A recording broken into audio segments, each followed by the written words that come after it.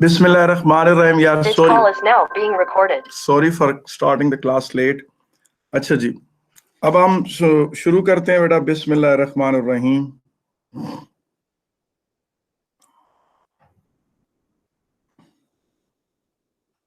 जी अच्छा जी बेटा, हम लोग ने जो कल इक्वेशंस पढ़ी थी वो मैं आपके सामने ब्रीफली लिख देता हूं।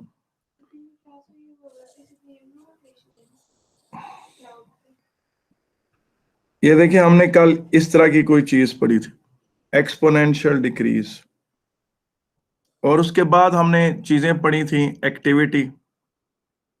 Activity is equal to lambda n, और उसके बाद हमने पढ़ा था कि activity at any time is equal to initial activity e minus lambda t.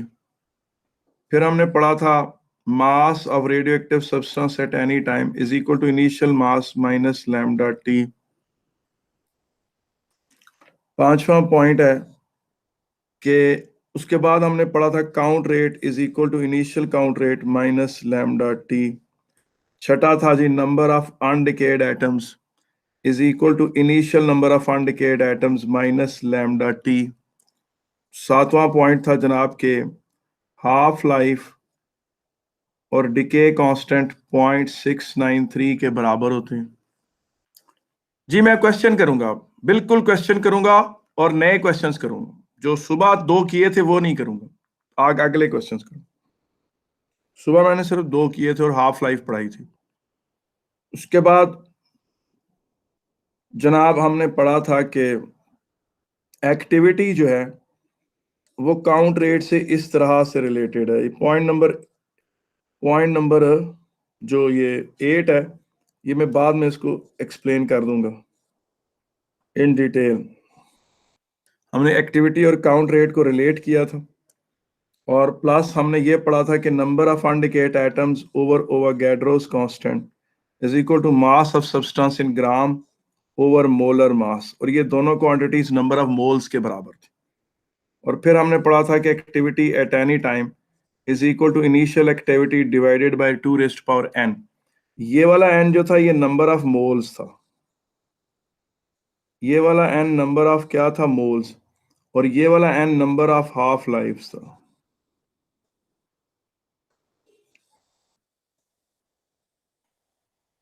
ठीक है कि नहीं है? आगे चलते हैं। ठीक है, इन फार्मूलों के साथ हम स्टेप वाइज क्वेश्चंस करना शुरू करते हैं, और हम जो क्वेश्चंस आगे करते चले जाएंगे वो आपके साथ डिस्कस करते हैं हम लोग जनाब। ठीक है, अब जो क्वेश्चन आपके सामने 0.8 में फॉर्मूला लिखा है, ये कौन सा था? ये यार एक्टिविटी और काउंट रेट को रिलेट किया था। एक्टिविटी और काउंट रेट को। देखो मेरी बात सुन, अब ये एक रेडियो एक्टिव सोर्स है ना, ये वाला जो मैंने डॉट बनाया, इससे रेडिएशंस चारों तरफ निकल रही हैं। इससे रेडिएशंस क्या निकल रही हैं? चारों तरफ। टोटल जो डिसइंटीग्रेशन है ना वो एक्टिविटी कहलाती है, 1 सेकंड में जो नंबर। लेकिन अब जीएम ट्यूब तो सारा कुछ रिकॉर्ड नहीं करती। डिस्टेंस आर पर ये जीएम ट्यूब पड़ी हुई है, ये सारा कुछ तो रिकॉर्ड नहीं करती है। पीछे इसका वो रिकॉर्डर लगा हुआ है, रेट मीटर जो है, ठीक है ना। इसकी जो विंडो है ना, इसका एरिया है एस। ये तो वही कुछ रिकॉर्ड करती है, उतनी डिसइंटीग्रेशंस रिकॉर्ड करेगी जो इसकी विंडो में एंटर होंगी। तो number of radiation divided by the area on which they are falling is equal to the total radiation divided by total area on which they are falling। आप एज्यूम करें कि activity इस spherical surface पे गिर रही है। आप imagine करें कि टोटल एक्टिविटी तो एक ये फर्ज करें फुटबॉल है पूरा, एक उस फुटबॉल के बिल्कुल सेंटर में एक रेडियो एक्टिव रॉक रखी हुई है, और उस रेडियो एक्टिव रॉक से जो रेडिएशंस निकल रही हैं वो चारों इनर सरफेस ऑफ फुटबॉल पे गिर रही हैं।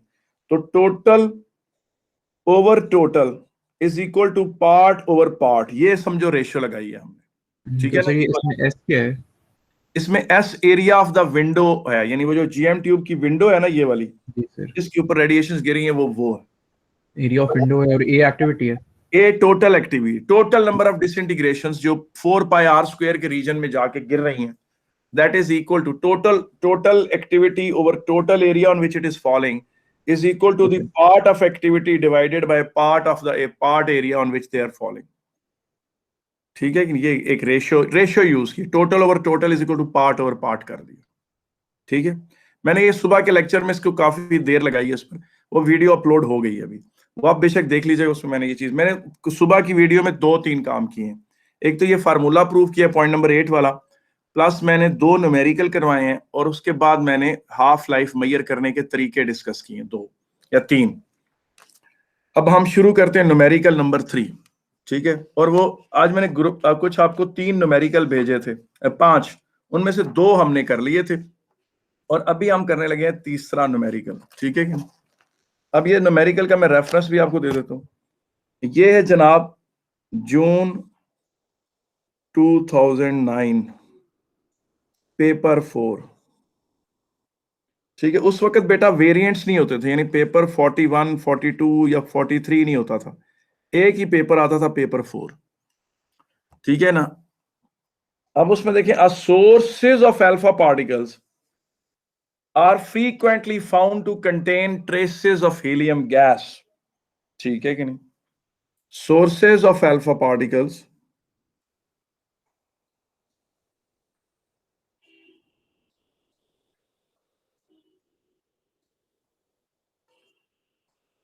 sources of alpha particles are frequently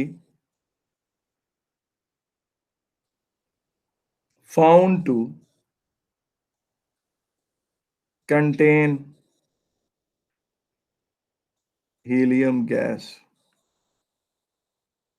ठीक है, A radioactive source emits alpha particle, इसका मतलब है कोई अल्फा एमिटर है, कोई अल्फा एमिटर है। ठीक है कि नहीं, अल्फा एमिटर है।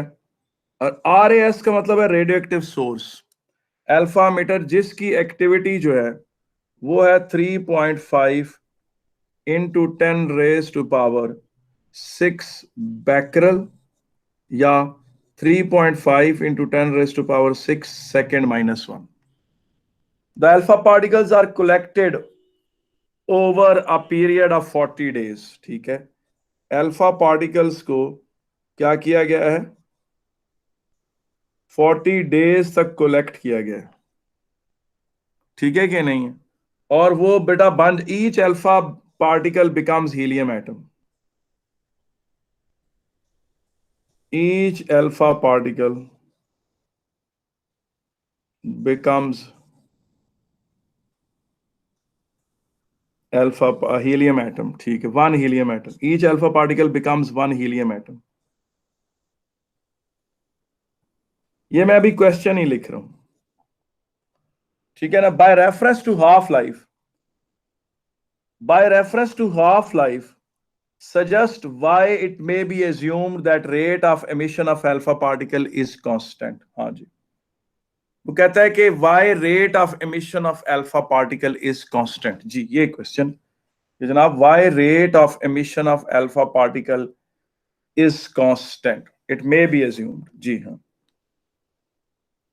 अच्छा, पहले मुझे बताएं कि ये जो है, ये जो क्वेश्चन आपके सामने रखा गया है, ये जो क्वेश्चन आपके सामने रखा गया है, इसमें सबसे पहली बात ये है कि इसका अल्फा पार्टिकल के साथ क्या ताल्लुक है, हीलियम एटम के साथ क्या ताल्लुक।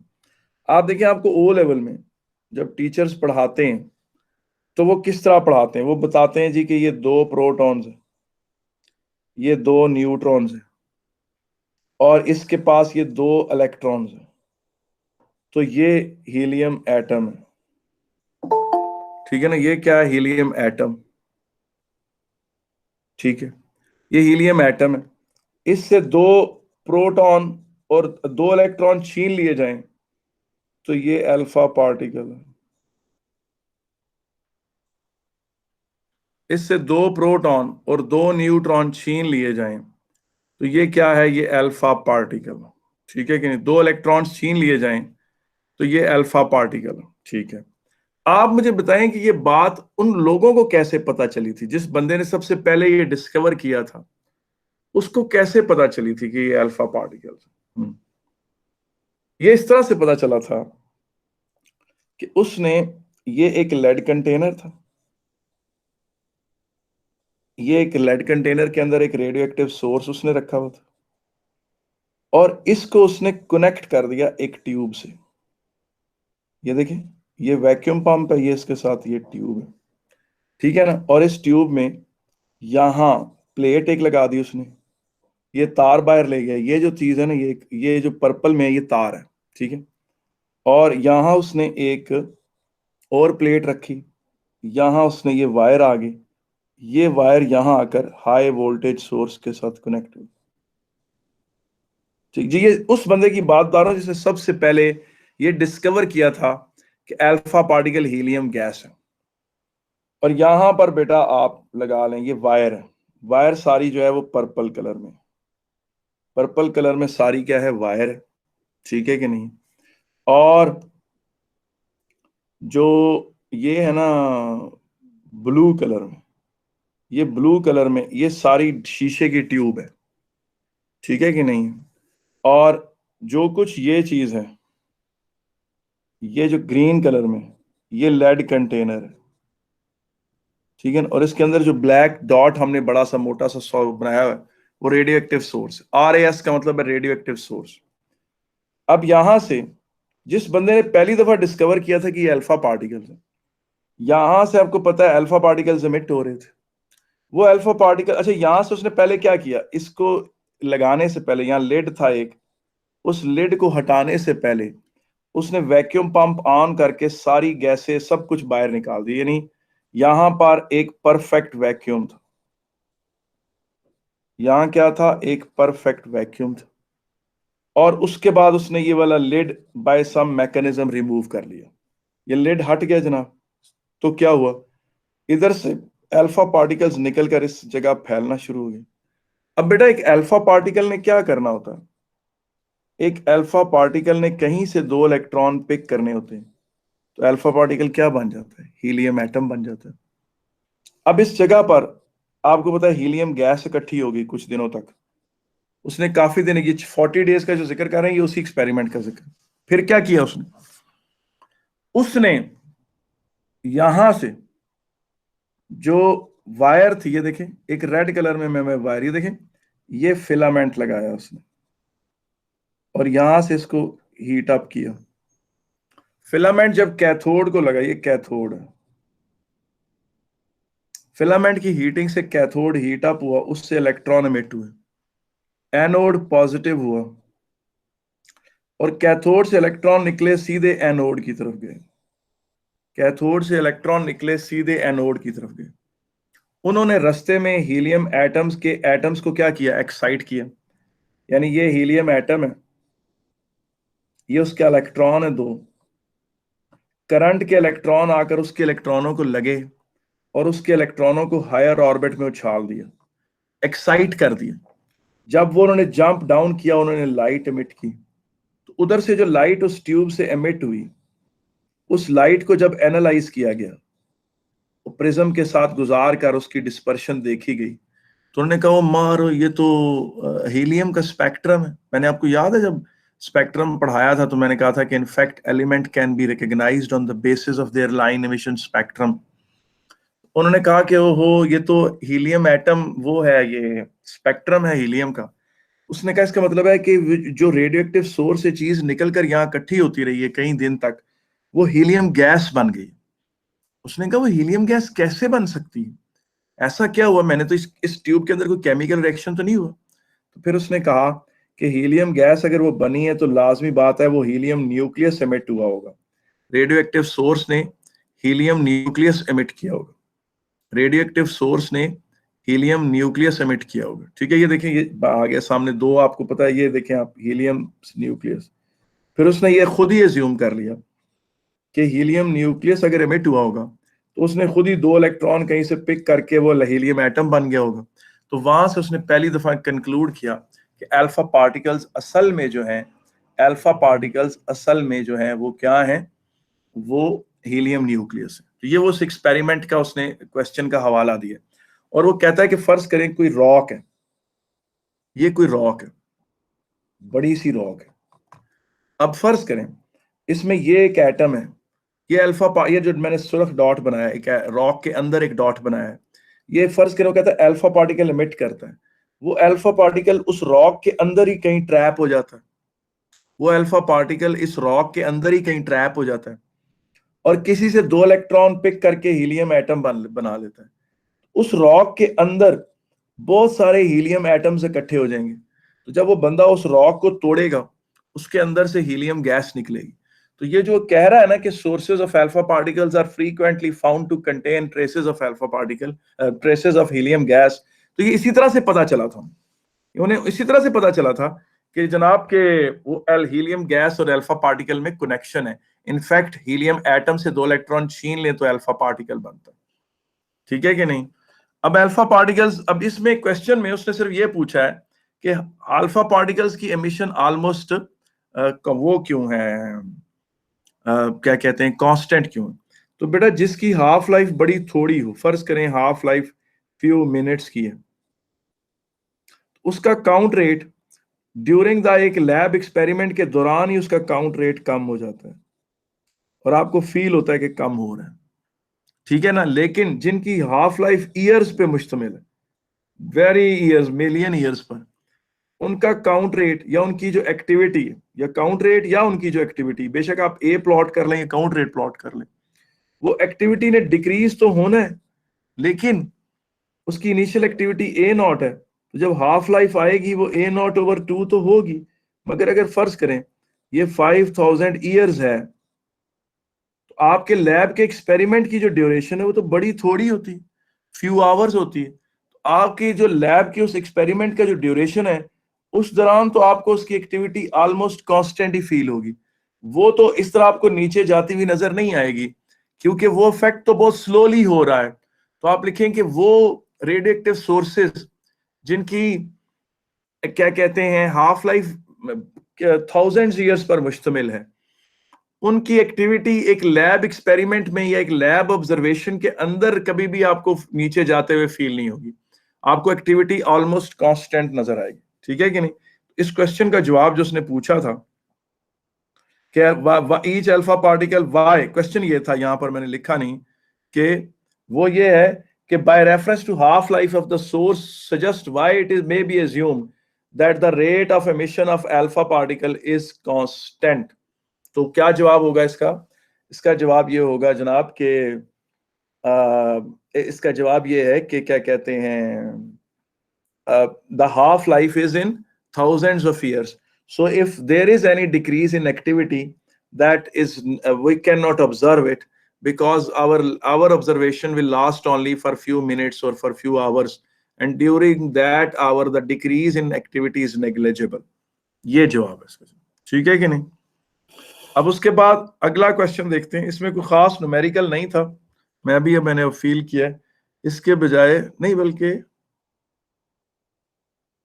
हाँ इसी का नहीं बल्कि इसी का ही पार्ट आगे चल रहा है जी, ठीक है, इसी का ही पार्ट आगे है जनाब। वो कहता है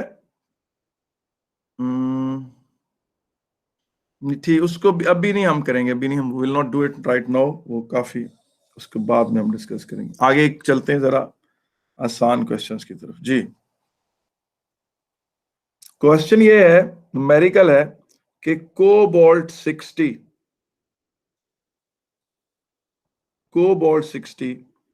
is a radioactive isotope, ठीक है कि नहीं, with half life of, ये बेटा जो मैं क्वेश्चन कर रहा हूं ये नवंबर 2009 का, ठीक है कि नहीं। इसमें मैंने एक कल आपके साथ डिस्कस किया था एक क्वेश्चन, इसका एक सोल्यूशन मैंने पार्ट 1 का कर दिया था कल, वो जो कहता है प्रूव दैट के हाफ लाइफ और ये डिके कांस्टेंट 0.693, ये हमने कल प्रूव कर दिया था, वो अगला उसका पार्ट कर रहे हैं। वो है जी के with a half life of 5.26 years,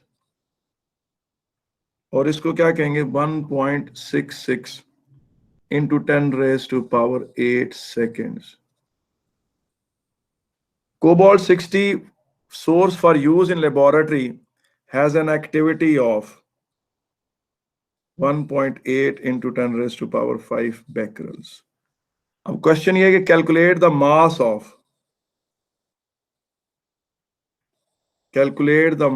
of Cobalt 60 source. जी, उसने कहा है calculate the mass of cobalt 60 source. जी, ये कैसे निकालेंगे जी? Cobalt 60 is a radioactive isotope, उसकी हाफ लाइफ दी हुई है, उसकी एक्टिविटी दी हुई है, और आपसे मास मांगा गया। आपको पता है कि एक्टिविटी किसके बराबर है? लैम्डा एन के बराबर। ठीक है कि नहीं? एक्टिविटी किसके बराबर है? लैम्डा एन के बराबर। जो जब पूछना चाहें कि ये क्वेश्चन कहां से आई, तो याद है कल हमने कहा था कि number of people dying per day is proportional to the number of people present, और फिर हमने उसी से कनेक्ट किया था कि number of atoms disintegrating per unit time is proportional to the number of atoms present, और वहां से हमने इसको इस तरह से कन्वर्ट कर लिया था। और लैम्डा को हमने डिक्लेयर किया था डिके कांस्टेंट। और कोई पेपर में पूछे कि डिफाइन डिके कांस्टेंट, तो आप कहेंगे कि decay constant is the ratio of activity to the number of undecayed atoms. तो ये आपने डिफाइन कर दिया। और अगर आप ये कहें कि decay constant is the probability that a randomly chosen atom will disintegrate, तो वो इन 1 सेकेंड, तो वो भी ठीक डेफिनेशन है। आज मैंने ये दोनों डेफिनेशन से पर बात की आपसे। अब ये चीज देखें बेटा, हम आपके साथ क्वेश्चन इसको देखते हैं। एक्टिविटी, जी, एक्टिविटी इज इक्वल टू, आपको होता है डिके कांस्टेंट को, आपने ये फार्मूला तो पढ़ा हुआ है ना, ये देखें जी, आपने लैम्डा के बारे में पढ़ा हुआ है कि लैम्डा और हाफ लाइफ इस रिलेशन से रिलेट होते हैं, इस फार्मूले से। तो लैम्डा किसके बराबर है? 0.693 ओवर हाफ लाइफ। ये देखें राइट साइड पे जो मैं वर्किंग कर रहा हूं, इसमें लैम्डा आप कैसे निकालेंगे? 0.693, ठीक है कि नहीं? 0.693 over half life. Half life उसने कितनी दी हुई है? हाफ लाइफ उसने दी हुई है 5.626 ईयर्स। उसको आप सेकेंड्स में कन्वर्ट कर लें, बल्कि उसने सेकेंड्स में आपको खुद ही दी हुई है। आप अल्लाह का शुक्र अदा करें और सेकेंड्स वाली वैल्यू लिख लें यहाँ पर। इस तरह आपके पास क्या आ जाएगा?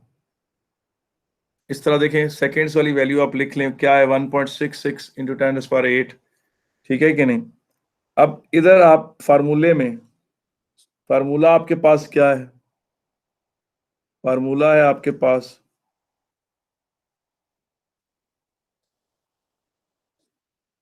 ये एक्टिविटी वाला, यहां आप पुट करें 1.8 इंटू 10⁵ और लैम्डा पुट करें यहां,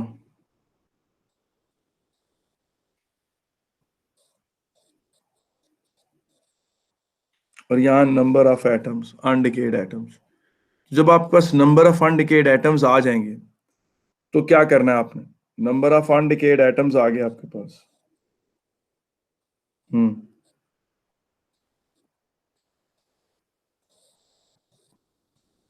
ठीक है। अब आप देखिए, आपने फार्मूला पढ़ा था कि mass in grams over molar mass is equal to number of undecayed atoms over Avogadro's constant. तो मास किसके बराबर है? Number of undecayed atoms over Avogadro's constant into molar mass. तो ये सारी वैल्यू जो है यहाँ ऊपर n की जगह आ जाएगी। ओवोगाड्रोस कांस्टेंट 6.02 इंटू 10⁻23, और मोलर मास कोबाल्ट 60 का क्या है? 60। इस तरह आप मास ऑफ कोबाल्ट 60 निकाल लेंगे इन ग्राम। इसके बारे में किसी ने कोई बात पूछनी हो तो मैं हाजिर हूं। जी जी, ठीक है जी। 4.29 इंटू 10⁻⁹ आजमेर जन्नती इंसान है।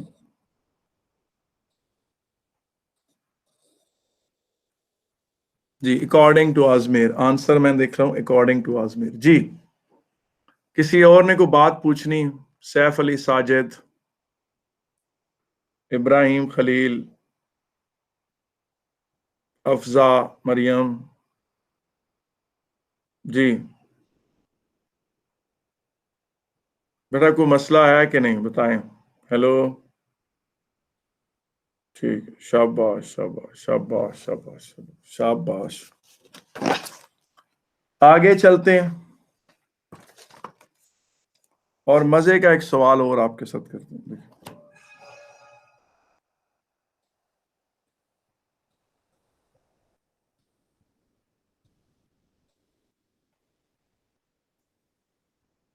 अमेरिशियम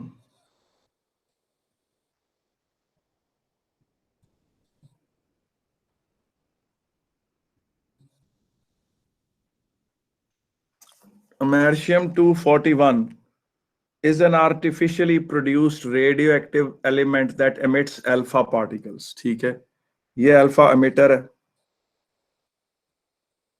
ये क्या है, अल्फा एमिटर है। ठीक है, अच्छा ये क्वेश्चन कौन सा है, ये 42-43 जून 2010 का क्वेश्चन है। ठीक है, अच्छा जी, the sample of americium 241 has a mass of, mass आपको कितना दिया हुआ है, 5.1 माइक्रोग्राम।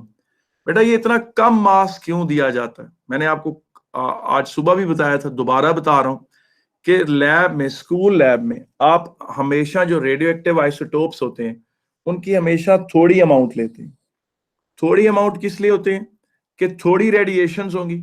आपने अभी पढ़ा नहीं कि activity is proportional to the number of undecayed atoms, तो नंबर ऑफ अनडिकेड एटम्स कम होंगे तो एक्टिविटी कम होगी, एक्टिविटी कम होगी तो बेटा वो क्या करेंगे, वो नुकसानदेह कम होगा, वो डेंजरस नहीं होगा।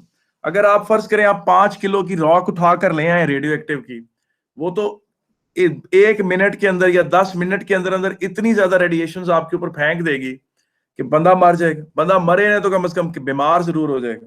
ठीक है कि नहीं। तो हमेशा स्कूल के अंदर रेडियो एक्टिव आइसोटोप जो होता है ना, उसकी बड़ी थोड़ी अमाउंट आप निकाल के रखते हैं, ताकि अगर उसमें से कोई रेडिएशन एमिट भी हो रही हैं तो वो आपके लिए इतनी नुकसानदेह ना हो। अगर आपको उसका थोड़ा सा एक्सपोजर हो भी गया है तो आपको इतना ज्यादा नुकसान ना वो पहुंचाए। ठीक है, और एक जो प्रिकॉशन है जो आप हर पेपर 5 में लिख सकते हैं कि don't look into the radio active source. यानी रेडियो एक्टिव सोर्स में ये नहीं है कि बच्चे कहें जी हम वो रेडिएशन देखना चाहते हैं, उसके सामने अपनी वो रख लें आए को, ये काम नहीं करते। अभी बाद में लिखा लेड क्लॉथिंग। बेटा एक बात याद रखें कि हर चीज का हल लेड सूट नहीं होता। जो लेड सूट होता है ना बेटा, वो 14 किलो वजनी होता है। वो सिर्फ वो लोग पहनते हैं जो किसी ऐसी जगह जाएं जहां मैसिव रेडिएशन हो रही हो।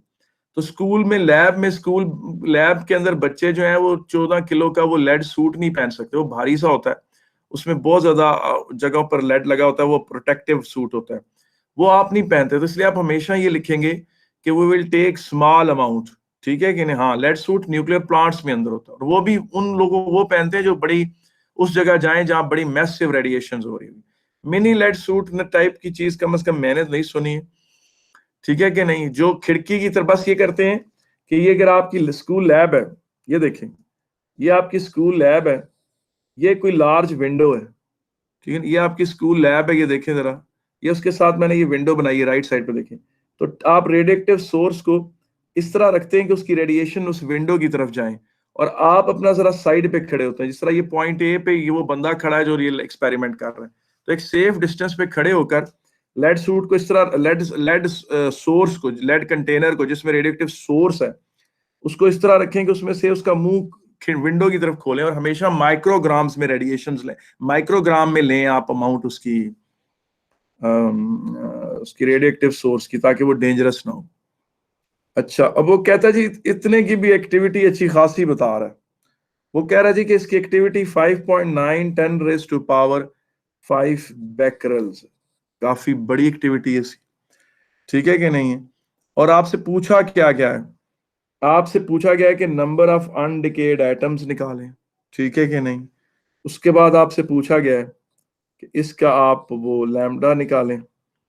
फिर आपसे पूछा गया है कि आप इसकी हाफ लाइफ इन ईयर्स निकालें। हाफ लाइफ निकालें मगर किस में, इन ईयर्स निकालें, ये पूछा गया आपसे।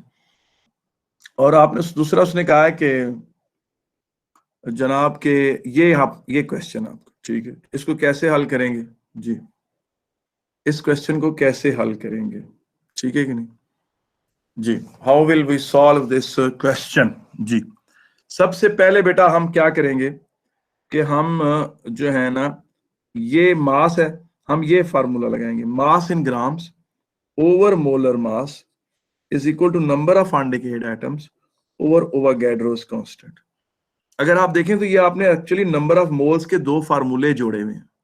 या आपने क्या, छोटा n क्या, नंबर ऑफ मोल्स, और कैपिटल N क्या, नंबर ऑफ अनडिकेड एटम्स, और Na क्या है, ओवोगाड्रोस कांस्टेंट, और खाली m क्या है, mass of the radioactive source in grams, और mr क्या है, मोलर मास। mr क्या है, मोलर मास। अब इसमें आप वैल्यूज प्लग इन कर दें, 5.1 इंटू 10⁻⁻⁶ ओवर मोलर मास क्या है, 241, नंबर ऑफ अनडिकेड एटम्स निकालने, ओवोगाड्रोस कांस्टेंट को यहां लिख दें।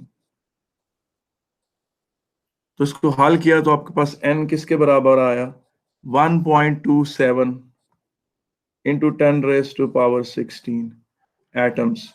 अजमेर और इबाद बड़े जन्नती बच्चे जो मेरे लिए कैलकुलेशन कर देते हैं। अब आप देखें आपके पास नंबर ऑफ अनडिकेड एटम्स आ गया, तो पार्ट 1 तो हल हो गया ना। ये आप देखेंगे, ये आपने ब्लू की वर्किंग के अंदर सारा जो ब्लू में किया है, ये सारा आपने पार्ट 1 का, पार्ट 1 क्या कह रहा था, नंबर ऑफ अनडिकेड एटम्स निकाल दें। तो ब्लू में जो कुछ किया आपने, जो वर्किंग ब्लू में हो गई है, ये सारी पार्ट 1 के लिए। पार्ट 1 क्या था, नंबर ऑफ अनडिकेड एटम्स निकालना था, ठीक है। अब 4.6, अच्छा ठीक है। अब लैम्डा किस तरह निकालना है, लैम्डा के लिए आप पूछे क्या करेंगे, आप ये फार्मूला लगाएंगे, activity is equal to lambda N. Lambda क्या है, डिके कांस्टेंट। डिके कांस्टेंट की डेफिनेशन क्या है, ratio of activity to the number of undecayed atoms. और डिके कांस्टेंट का जो वो है,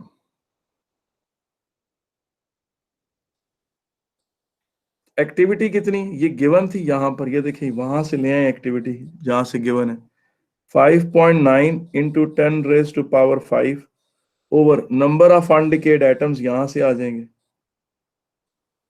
इंटू 10⁻16। इसे हल करें तो ये क्या आता है, अभी आपने बताया मुझे, क्या बोल दो जरा ऊंचा सा, क्या था बात, 4.63 10⁻⁻11 -11 सेकेंड -1, ठीक है ना। ये डिके कांस्टेंट हो गया। और डिके कांस्टेंट की क्या क्या डेफिनेशन, अगर वो के डिफाइन डिके कांस्टेंट, तो ratio of activity to the number of undecayed atoms. और अगर वो के इसके अलावा probability that a randomly chosen atom will disintegrate in the next second. बाद 1 मिनट बेटा, लैम्डा की डेफिनेशन क्या है, probability that a randomly chosen atom will disintegrate in the next second. और लैम्डा की वैल्यू ज्यादा हो अगर किसी सब्सटेंस की, तो वो जल्दी जल्दी डिके करेगा, ठीक है। जब लैम्डा आपके पास आ गया, तो तीसरा पॉइंट आपके पास क्या है, ठीक है कि नहीं, आपसे उसने हाफ लाइफ मांगी। तो हाफ लाइफ आपको पता है कि हाफ लाइफ जो है वो किसके बराबर है, 0.693 ओवर लैम्डा। 0.693 ओवर लैम्डा, तो क्या होगी, 0.693 ओवर लैम्डा किसके बराबर है, 4.63 इंटू 10⁻⁻11, तो 1.5 इंटू 10⁻10 सेकेंड्स, ठीक है बेटा, 1.5 इंटू 10⁻10 सेकेंड्स, ठीक है। अब आप लोग एक बात करें जरा, इसको सेकेंड्स को ईयर्स में कैसे कन्वर्ट करेंगे जी, 10⁻10 सेकेंड्स को ईयर्स में कैसे कन्वर्ट करेंगे जी, इसको डिवाइड कर दें आप किससे, 60 से, तो ये मिनट में कन्वर्ट हो गया।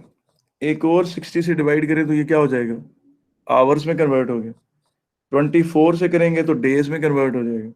365.25 से डिवाइड करेंगे तो ये ईयर्स में कन्वर्ट हो जाएगा।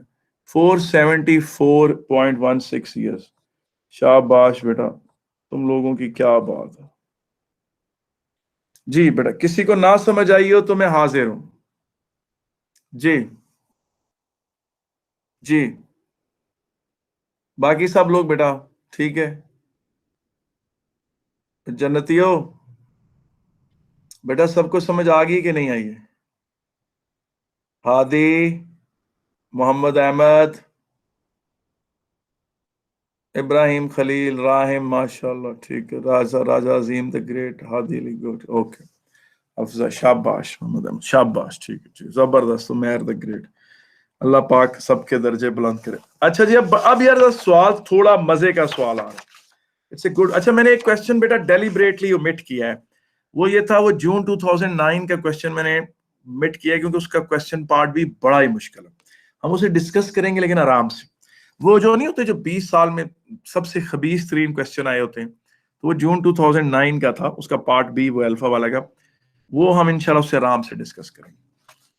जी, अभी मैं आपको एक क्वेश्चन की पिक्चर भेज रहा हूं, इसको आपने जरा गौर से देखना है, ठीक है कि नहीं।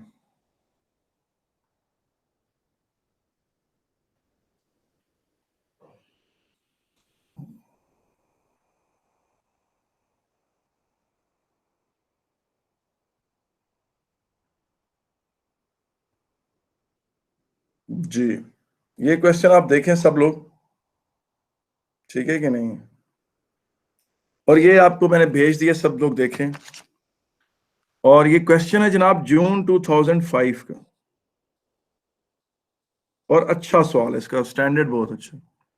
वो है जी, manganese 56 decays and produces a stable isotope of iron 56 by emitting beta particles, ठीक है। और हाफ लाइफ उसने कहा है 2.6 आवर्स। हाफ लाइफ कितनी है? 2.6 आवर्स। और वो कहता है इनिशियल मास ऑफ मैंगनीज जो था वो 1.4 माइक्रोग्राम था। और अभी जिस तरह मैंने कहा, और उस वक्त उसमें देयर वाज नो आयरन, उसके अंदर वो प्योर था। देयर इज नो आयरन 56, उसमें आयरन 56 नहीं है, ठीक है कि नहीं। और साथ ही उसने आपसे कहा है कि आप ये वाला ग्राफ मुकम्मल बना के दें। कौन सा ग्राफ? ये वाला ग्राफ, ये ग्राफ है ये, ठीक है कि नहीं।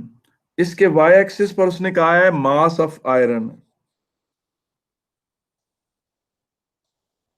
आयरन 56, और एक्स एक्सिस पर है टाइम इन आवर्स।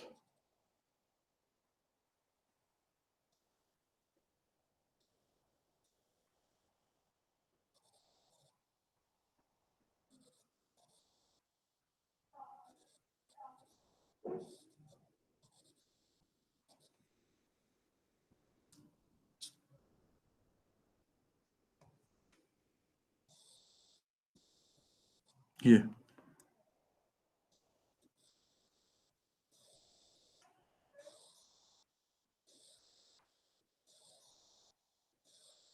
जी, और यहां 7 डिवीजन, 1 बॉक्स, 2, 3, 4, 5, 6 और 7। जी, ये 7 डिवीजन यूं बने हुए। ये ग्रिड उसने बना के दी, हमने खुद नहीं बनाई, ठीक है। ये ग्रिड वो है जो उसने बनाई। अच्छा, वो कहता है जी इनिशियली ये है जी मैंगनीज और ये है आयरन। उसने कहा कि T is equal to zero पे, T is equal to zero पे 1.4 माइक्रोग्राम ऑफ मैंगनीज थे और आयरन कोई नहीं था, आयरन खत्म था। जब 2.6 आवर्स गुजरे, जब 2.6 आवर्स गुजरे तो 0.7 माइक्रोग्राम मैंगनीज था और 0.7 माइक्रोग्राम आयरन था। आधा आयरन में कन्वर्ट हो चुका था। रॉक वही थी, रॉक का टोटल मास भी 1.7 माइक्रोग्राम था, मगर वो रॉक अब प्योर मैंगनीज की नहीं रही थी। आधी आयरन में कन्वर्ट हो चुकी थी और आधी मैंगनीज में थी जब 2.6 आवर्स गुजर गए, एक हाफ लाइफ गुजर गई। हम इसे कहां शो करें जनाब? हमने तो आयरन का दिखाना है। आयरन का इनिशियल मास 0 था, 2 पॉइंट, ये 3 है, 2.6 समवेयर ओवर हियर। हम यहाँ 2 माइक्रोग्राम ले लेते हैं, 0.2 माइक्रोग्राम इस जगह पर, 0.2 microgram, 0.4 microgram, 0.6 microgram, 0.8 microgram, 1.0 microgram, 1.2 microgram, 1.4 microgram. हमने वाई एक्सिस लेबल कर दिया। और जब 2.6 आवर्स गुजरे, जो कि यहां शो हो रहे हैं, ये डिवाइड है, उस वक्त आयरन की अमाउंट 0.7 माइक्रोग्राम थी। मैंने इस, ये देखें, ये वाला, ये जो टिक जिसके साथ लगवा रहा है मैंने, इससे शो कर दिया, ठीक है। जब बेटा एक और 2.6 आवर्स गुजरे, यानी कि टोटल टाइम 5.2 आवर्स आ गया, ये लेफ्ट साइड पे देखें मैंने टी के कॉलम में लिखा है, तो अब मैंगनीज मजीद आधा हो गया। मैंगनीज अगर मजीद आधा हो गया तो आयरन में 0.7 माइक्रोग्राम में 0.35 माइक्रोग्राम बढ़ गया, ये 1.05 माइक्रोग्राम। तो ये किसके बराबर बनेगा, इसको हम शो कैसे करेंगे, ये देखें, ये 5 है, ये 5.2, ये 1.1 है, ये 1.0 है, ये जनाब 1.05 माइक्रोग्राम। आयरन की अमाउंट बढ़ रही और मैंगनीज की कम हो रही, ठीक है कि नहीं। अब आप ये चीज देखें, उसके बाद जब एक और हाफ लाइफ गुजरेगी, सर जी मैं सुन रहा हूं, सही है, 1.05 कहाँ से है? आप इसको जमा करें ना, 0.7 में 0.35 ऐड करें, क्या बनता है। अच्छा अच्छा, टोटल है, सही है। जी जी, यही है ना जनाब, जी सही है। ठीक है। एक और हाफ लाइफ गुजरी, इसमें 2.6 ऐड करें तो 7.8 आवर्स हो गए, तो मैंगनीज और कम हो गया, 0.17 माइक्रोग्राम हो गया, 0.175 माइक्रोग्राम हो गया, हाफ हो गया मैंगनीज। और वो हाफ किस में कन्वर्ट हो जाएगा, जाहिर है कि वो आयरन में कन्वर्ट हो रहा है। बीटा पार्टिकल्स का तो मास कोई नहीं जो इमिट हो रहे हैं, तो 1.05 प्लस 0.17 माइक्रोग्राम, ये कितना बन गया, 1.225 माइक्रोग्राम। तो क्या बनेगा जनाब, ये देखें, ये 7 है, 7.8 ये चले गया ऊपर, 1.22 माइक्रोग्राम कहाँ आएगा, यहां कहीं आएगा, यूं। अब अगर आप इन्हें मिलाएं, ये यूं जा रहा है, ये आयरन का हिसाब है। मैंगनीज का क्या होगा, मैंगनीज का ये होगा कि मैंगनीज आस्ता आस्ता डिक्रीज करेगा। मैंगनीज को इस तरह से शो कर दे, मैंगनीज शुरू में 1.5 माइक्रोग्राम था, ये मैंगनीज है बेटा, मगर मैं मैंगनीज से उसने मांगा नहीं, इसलिए मैंगनीज हम का ग्राफ, हम पर्पल वाला ग्राफ बनाएंगे नहीं। आप देखें, जब भी कोई एलिमेंट रेडियो डिके करता है, रेडियो एक्टिविटी मतलब बाय रेडियो एक्टिविटी डिक्रीज करता है, तो उसके डॉटर एलिमेंट की आस्ता आस्ता इंक्रीज होती है। उसका डॉटर एलिमेंट क्या होता है, आस्ता आस्ता इंक्रीज होता है। अच्छा जी, अब आगे सुने, अगला पार्ट है, बड़ा मजे का पार्ट है, ठीक है। क्वेश्चन ये है जनाब कि जनाब मैंगनीज के इनिशियल नंबर ऑफ एटम्स कितने थे, जी मैंगनीज के इनिशियल नंबर ऑफ एटम्स कितने थे, तो वो थे जनाब, initial number of undecayed atoms over Avogadro's constant is equal to mass over molar mass. Number of moles के दो फार्मूले जो आपने जोड़े हुए, तो नंबर ऑफ एटम्स कितने हुए, m/mr इंटू Na। अब मैंगनीज का इनिशियल मास कितना था, 1.4 माइक्रोग्राम। इतना कम क्यों है, स्कूल लैब में या छोटे मोटे एक्सपेरिमेंट्स के लिए इसी तरह ही करते हैं, हमेशा कम मास लेते हैं। मोलर मास 56 है, मैंगनीज 56 इस्तेमाल हो रहा है। वो गैड्रोस कांस्टेंट कितना है, 0.2 इंटू 10⁻23। तो इससे जो अमाउंट आई अभी आपने बताई थी, दोबारा बोल के बता दें कितनी है बेटा वो, हेलो 1.505 10⁻16। क्या बात, एटम्स ऑफ मैंगनीज, ठीक है कि नहीं। और इनिशियल फिर एक्टिविटी क्या होगी जी, यहां तक इनिशियल एक्टिविटी होगी, ये बी का पार्ट 1 था, ये बी का पार्ट 2 है, लैम्डा एन 1.1 इंटू 10⁻12। अच्छा जी, अब लैम्डा किसके बराबर होता है, 0.693 ओवर हाफ लाइफ और 7 नंबर ऑफ अनडिकेड एटम्स। 0.693। अब टू हाफ लाइफ क्या है? 2.6 आवर्स। 60 into 60 और नंबर ऑफ अनडिकेड एटम्स क्या है? 1.505 into 10⁻⁶। ये जनाब एक्टिविटी जी। कितनी आपने बताई थी? बात दोबारा बता दें जी। जी 1.11 1.11 into 10⁻12।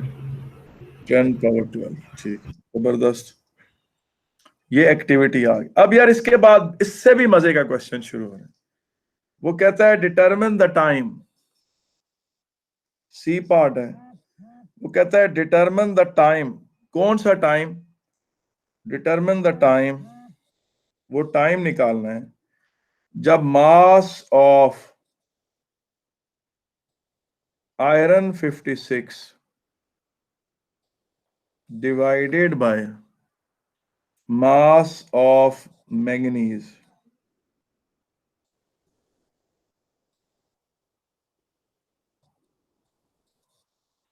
56 is equal to 9.0। ये है मजे की बात। ये सवाल है बड़ा मजे का। This is a very great question Indeed. बहुत ही मजे का क्वेश्चन है। ठीक है कि नहीं? इसको देखते हैं हम लोग। ठीक है कि नहीं?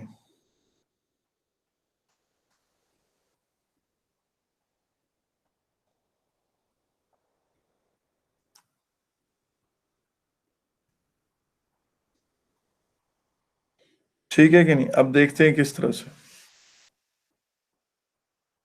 अब ये चीज देखें कि यार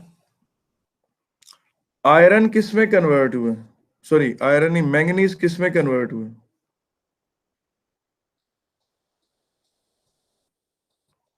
आयरन में।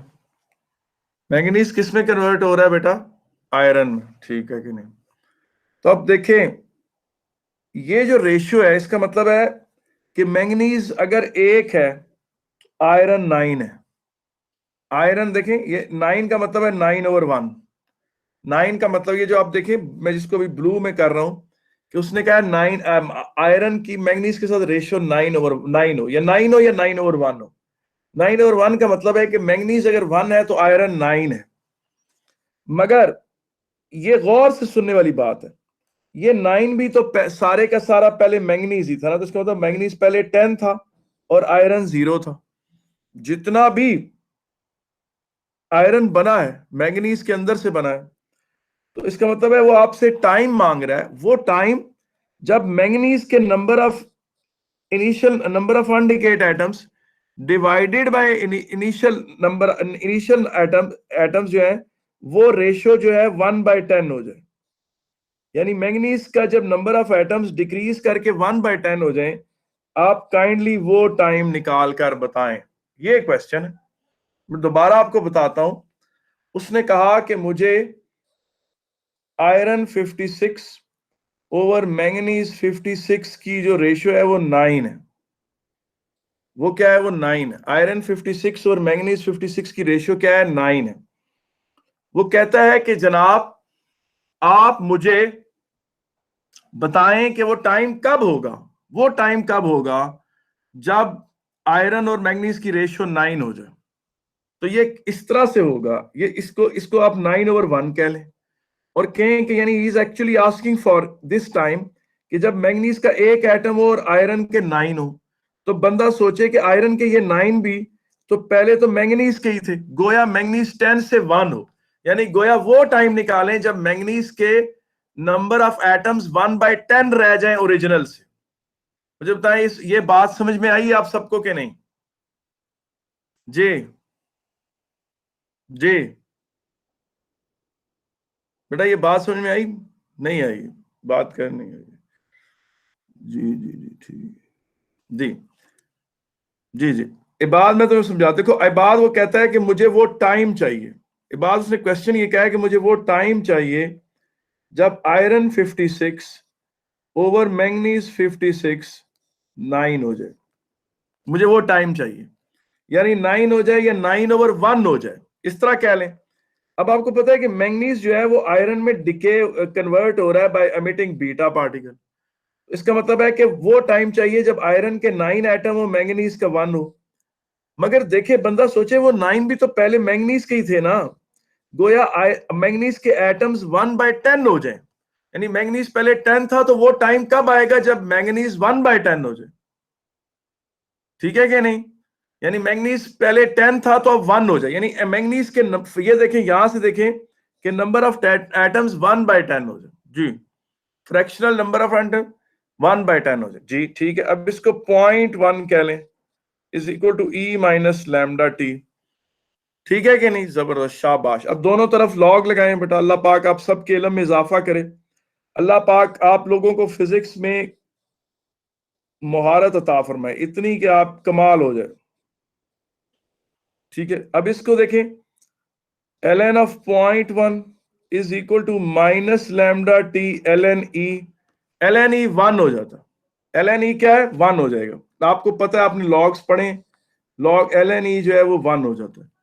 ln ई जब 1 हो जाएगा तो ln of 0.10 is equal to minus lambda t, and t is equal to क्या है?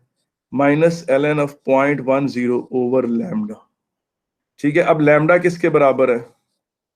लैम्डा ही नहीं पता हमें, लेकिन हाफ लाइफ पता थी कि वो थी जी 2.6 आवर्स थी, तो 0.693 डिवाइडेड बाय 2.6 आवर्स, उसको 60 इंटू 60 सेकेंड्स में कन्वर्ट कर लें, तो बनता क्या है? Minus ln of 0.10 over 0.693 into 2.6 into 60 into 60 जी, ये ठीक है यहां तक, 23922 सेकेंड्स, ठीक। अच्छा, अगर मैं ये 60 और 60 मल्टीप्लाई ना करता, हाफ लाइफ को आवर्स में रहने देता, तो फिर क्या होना था?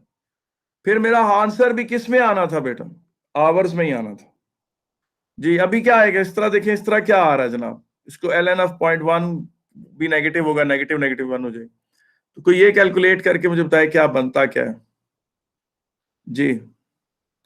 8.64 आवर्स, ठीक है। तो जनाब ये क्वेश्चन था, ये मजे, आपका क्या ख्याल? It was a good question, इसमें ये जरा थोड़ा यूनिकनेस थी इसके अंदर, ठीक है कि नहीं? ठीक है, आगे बड़ा आपने जून 2009 वाले क्वेश्चन के बारे में मुझसे जरूर परसू करना है कि सर वो क्या क्वेश्चन था जिसको आपने कहा था कि वो बहुत गंदा सवाल है, वो इस टॉपिक यही है, ठीक है कि नहीं? ठीक है, चले सही, वो सेकंड बार, ठीक है जी, आगे चलते हैं। अच्छा बेटा, यहां खत्म कर दें आज के नहीं?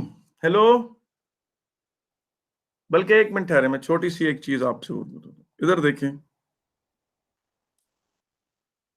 बेटा, एक्टिविटी किसके बराबर है? Initial activity minus lambda T.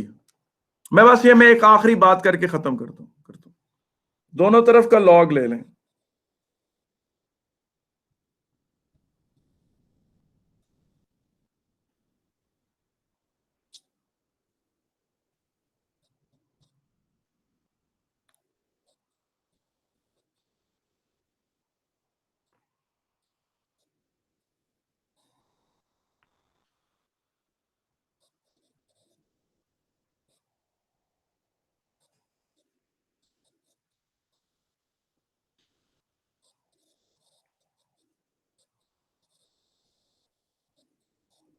ये देखिए।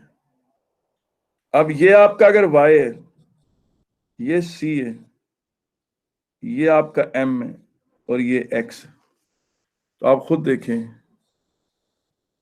कि ये t इन सेकेंड्स और ln a इस तरफ लें, तो ये आपको एक स्ट्रेट लाइन मिलेगी ऐसे, यूं, ठीक है। इसकी ग्रेडियंट किसके बराबर है?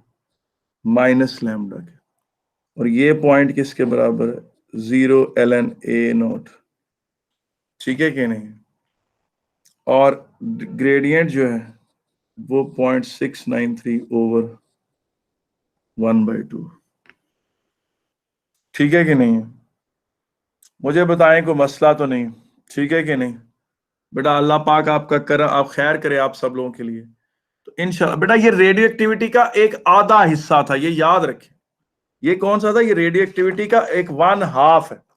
रिमेनिंग 1/2 ऑफ रेडियो एक्टिविटी कल इंशाल्लाह शुरू होगा, और वो इससे टोटली डिफरेंट है।